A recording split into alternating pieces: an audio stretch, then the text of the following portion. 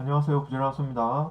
자, 스케치업 2021 환경 설정 프리퍼런시스에 관한 내용을 설명드리겠습니다. 이 부분을 제가 녹화를 해보니까 10분 분량으로 설명하기 조금 부족해서 1편, 2편 두 개로 나누어서 설명을 드릴게요. 가급적이면 영상은 10분 근처에서 끊으려고 하고 있는 중입니다. 이게 너무 길어도 집중력이 떨어지기 때문에 참조하고 봐주시기 바랍니다. 자, 스케치업에 일단 화면 배치나 이런 것들은 또 이 다음 시간 설명을 드리겠습니다. 자, 첫 번째로 할 건 이제 전역 설정. 스케치업 전체에 영향을 미치는 환경부터 설정하고 넘어가도록 하겠습니다. 스케치업 위에 메뉴바 제일 위에 있는 메뉴. 자, 파일, 에딧, 뷰, 카메라, 드로우, 툴스, 윈도우, 헬프 중에서 윈도우를 클릭을 해 보시겠습니다.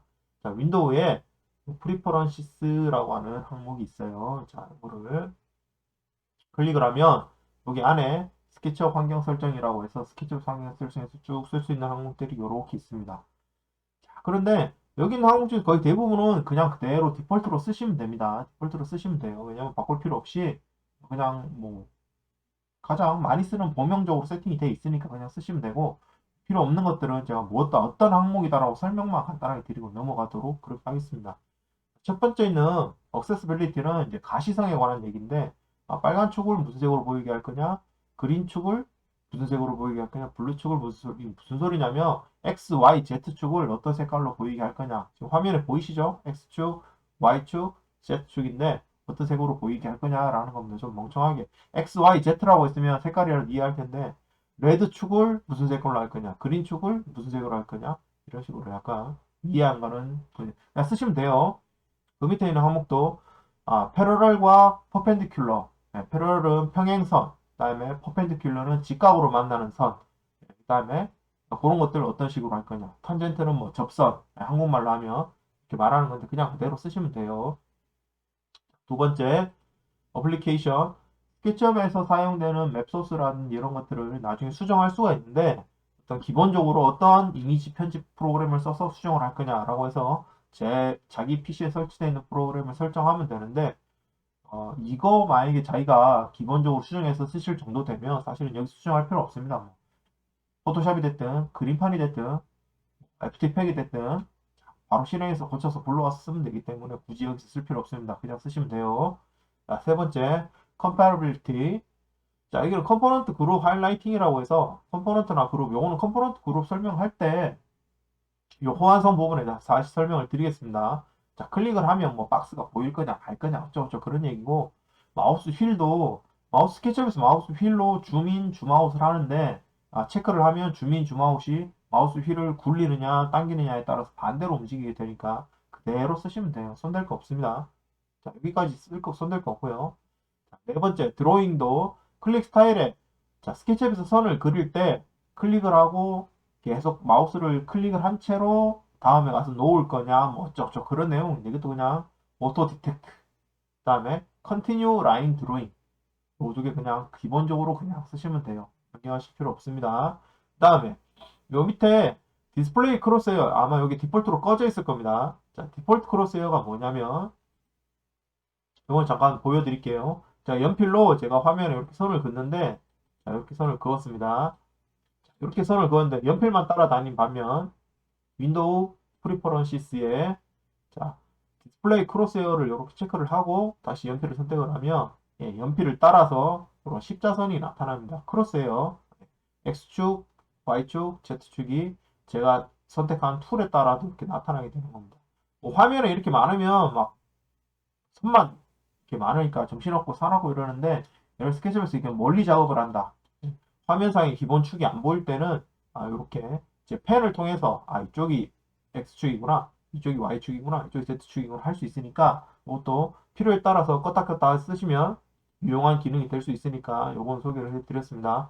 그 밑에 거 디스플레이 프리클릭 온 푸시 풋 이건 체크해서 쓰실 일이 없습니다. 그래서 그냥 쓰시면 되겠어요.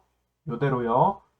자, 그 다음에 파일, 파일 로케이션이라고 해서 스케치업의 기본 컴포넌트, 매트리얼, 스타일 이런 것들이 어디 저장될 거냐라고 하는데 그냥 예예예 하셨으면 그대로 쓰시면 됩니다.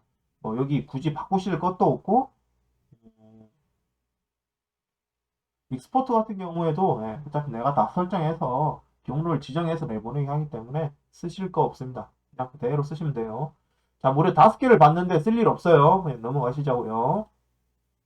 자, 여기는 조금 설명을 드려야 할 것 같습니다. 자, 세이빙이라고 해서 이제 저장이죠. 저장. 크리에이트 백업. 자, 스케치업이 불의의 사고로 다운되거나 꺼졌을 때 또는 응답하지 않을 때 강제 종료하거나 했을 때 해당하는 스케치업의 마지막 시점에 백업 파일을 만들어 줄 거냐 이렇게 물어보는 겁니다. 당연히 체크하고 쓰시는 게 좋겠죠. 그 다음에 오토세이브는 스케치업을 또 불의의 사고로 스케치업이 다운됐을 때 자, 그래도 최소한 오토세이브에 체크를 해서 5분 해놓으면 최소한 5분 전까지는 건질 수 있다 이런 얘기인데 이게 문제가 있습니다. 뭐냐면 스케치업 용량이 커지면 스케치업 저장하는데 막 2분, 3분씩 걸릴 때도 있어요. 그러면 5분마다 3분씩 저장한다고 아무것도 못하는 이런 웃기는 상황이 발생합니다. 그래서 이걸 굳이 체크를 하고 쓰시려면 시간을 좀 넉넉하게 60분이라든지 60분에 한 번 정도는 한 2, 3분 정도 쓸 수 있잖아요. 그죠? 그래서 60분이라고 하든지 아니면 이렇게 5분 짧게 할 것 같으면 체크를 안 하시는 게 맞아요. 작업하기엔 엄청 거슬립니다. 방해되고. 자, 그래서 굳이 체크를 하시려면 시간을 넉넉하게 쓰시든가 아니면 체크를 안 하고 습관적으로 손목 한번 털 때, 화장실 가실 때, 물 마실 때, 커피 마실 때, 이럴 때 한 번씩 단축키로 저장 하시는 그런 습관을 들이시는 게 오히려 더 실무에서 유용하게 습관, 예, 다른 습관이 아닐까 싶어요. 그렇습니다. 그 다음에 그 밑에 체크 모델 포 프로그램스라고 해서 스케치업에 제가 모델링을 하는데 나중에 뭐 복잡한 모델링을 할 경우에 어떤 문제점, 뭐 면이 불완전하다든지 그런 걸 스케치업에서 자기가 발견하면 아 뭐 이렇게 고쳐야 되라고 막 경고를 막 띄워주고 이럴 때가 있어요. 그걸 어떻게 화면을 보여줄 거냐 어쩔 거냐 하는 건데 체크 안 하시고 쓰셔도 됩니다. 사실 거기서 발견되는 문제점들 아주 사소한 문제고 정말 중요한 문제는 찾아주지도 않아요. 손댈 필요 없습니다. 없고 그 밑에 소프트웨어 업데이트. 자, 소프트웨어 가장 최신 버전을 유지하시려면 체크하시는 게 좋겠죠? 할 때마다 스케치업 새 버전이 떴으니까 다운을 받으세요. 어쩌고저쩌고 막 맨날 그런 건데 뭐 사용하시는데 큰 문제 없으면 체크 안 하고 쓰셔도 무방하겠습니다. 그런 내용이고요. 그 밑에 스타트업이라고 해서 쇼 웰컴 윈도우라고 해서 스케치업 처음 시작할 때 이렇게 조그마한 창 지난 강의 때 봤지만 한글판 영문판 설명할 때 조그마한 창이 떠서 제가 최근에 열었던 파일도 보이고 템플릿도 설정할 수 있는 그 화면인데 그거를 스케치업 실행할 때마다 보여주겠냐 말겠냐 물어보는 겁니다. 그래서 스케치업 시작할 때마다 반갑고 싶으신 분들은 체크해서 쓰시고요. 아, 난 좀 고수다. 이제 지긋지긋하다. 익숙하다 하시는 분들은 이걸 끄고 이렇게 쓰시면 되겠습니다. 네, 저는 고수니까 끄겠습니다. 자, 됐고요. 자, 제네럴 항목에 요거 설정되는 것들 잘 봐놓으시고 어떤 항목들이 어떻게 영향을 끼친다 잘 봐놓으시기 바랍니다. 그 다음에 오픈GL 스케치업은 아시다시피 3D 프로그램인데 이 컴퓨터에서 3D 가속 기능을 쓰기 위해서 표준으로 채택하고 있는 것들이 있습니다. 그래서 오픈GL이 있고 또 게임에서 많이 쓰고 있는 다이렉텍스 같은 것들이 있죠. 스케치업은 오픈GL 방식의 어떤 3D 가속 기능을 사용하는데 자 여기 보시면 오픈GL 세팅이라고 해서 이렇게 클릭해 보시면 멀티 샘플 안티 알리아싱이라서 계단 현상 화면 선이 깨지는 것 같은 지글지글한 계단 현상을 막아주는 아니죠. 보완해주는 그런 기능을 안티 알리싱이라고 하는데 이런 식으로 해서 16배속으로 할 거냐, 뭐 4배속으로 할 거냐, 2배속으로 설정할 수 있는 겁니다. 16배속 하니까 경고창이 빡 뜨죠? 자, 어쩌고저쩌고 해서 하면 야, 안티 알리아싱 값을 너무 높게 하면 이 컴퓨터가 되게 느려질 수 있어. 그 얘기입니다. 계속 할래라고 하는 거거든요. 그래서 자, 어떤 의미냐면 그 밑에 그래픽 카드 디테일을 한번 눌러보시면 지금 현재 이 PC에 설치되어 있는 그래픽 카드 사양을 보여줍니다. 이렇게 지금 저 같은 경우에는 지포스 GTX 1070 이렇게 쓰고 있는데 자, 돈 벌어서 업그레이드 해야죠. 자, 쓰고 있는데 이 1070 같은 경우에는 16배속까지 지원이 된다는 겁니다. 그래서 그래픽 카드가 성능이 딸리면 뭐 4까지 나오시는 분도 있고 8까지 나오시는 분도 있고 32가 나오시는 분은 있는지는 모르겠어요. 아무튼 그렇습니다. 자, 그러나 그래픽 작업할 때는 화면이 깨끗하도 화면이 버벅버벅 거린다거나 작업 속도가 느려지기 때문에 16배속 놓고 이 경고가 뜨는 거죠.